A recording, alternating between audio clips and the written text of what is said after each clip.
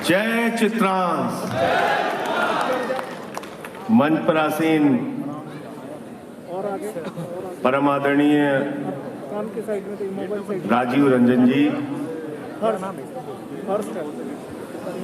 आदरणीय चक्रपाणी जी महाराज जी, उपस्थित अतिथिगण और उत्तर प्रदेश, बिहार सहित तमाम राज्यों से, गुजरात, तमाम राज्यों से आए हुए कायस्थ समाज के प्रतिनिधिगण, आपका दिल्ली का सांसद होने के नाते दिल्ली की धरती पर हृदय से स्वागत करता हूं, अभिनंदन करता हूं।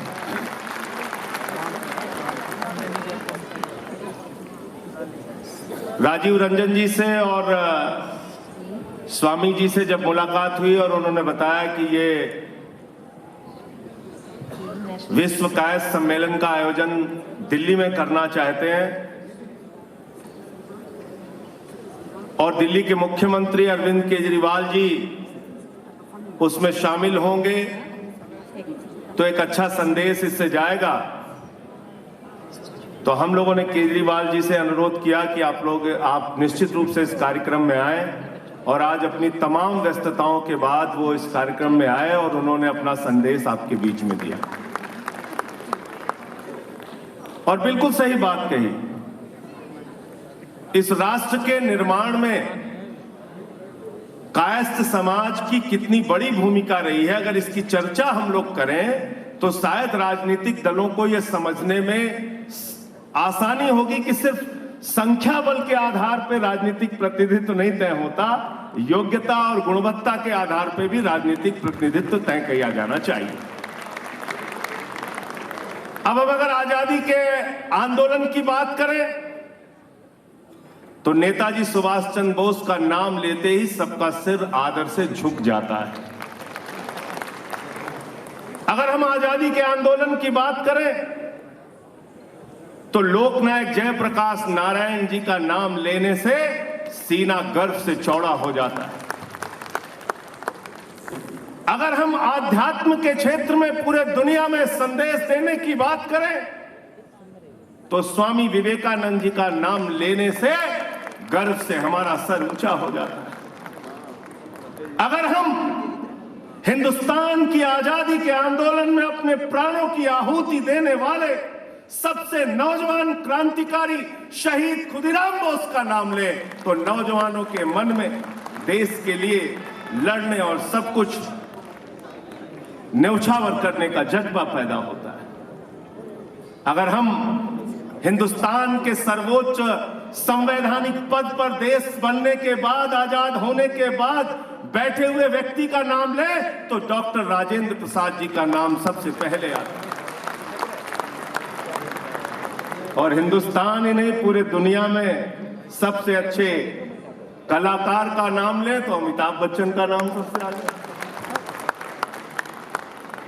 तो आध्यात्म का क्षेत्र हो, क्रांतिकारिता हो, देश के लिए मरने मिटने का जज्बा हो, और या फिर देश को चलाने के लिए संविधान के सर्वोच्च पद पर बैठने की बात हो। और इतना ही नहीं, राजीव रंजन जी तो उस आंदोलन के गवाह रहे होंगे जब इस देश में आपातकाल लगा तो उसके खिलाफ पूरे देश के नौजवानों को लामबंद करके लोकनायक जयप्रकाश नारायण जी के नेतृत्व में आंदोलन चला। संपूर्ण क्रांति का अभियान, संपूर्ण क्रांति। डॉक्टर लोहिया ने सप्त क्रांति की बात की, लोकनायक जयप्रकाश नारायण जी ने संपूर्ण क्रांति की बात की। और अभी दो नाम यहां पे और शामिल होने वाले हैं, आदरणीय यशवंत सिन्हा जी, जिन्होंने देश के 7 बार वित्त मंत्री रहते हुए देश का बजट पेश किया, 7 बार। और शत्रुघ्न सिन्हा जी भी यहां आने वाले हैं, जो सबको खामोश कराते रहते हैं, विरोधियों को।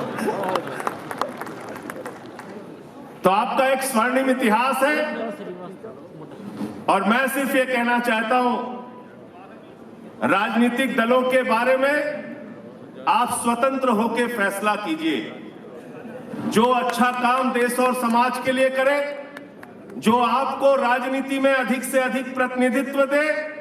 उत्तर प्रदेश में हम लोग भी चुनाव लड़ रहे हैं, जो भी आपको राजनीति में अधिक से अधिक प्रतिनिधित्व दे, सम्मान दे, उसके साथ जुड़कर उसको मजबूत करने का काम कीजिए। और मैं चाहता हूं कि जब समाज के अलग अलग जातियों के सम्मेलन हो तो वो सम्मेलन किसी जाति के खिलाफ नफरत फैलाने के लिए नहीं हो, वो सम्मेलन किसी धर्म के खिलाफ नफरत फैलाने के लिए नहीं हो।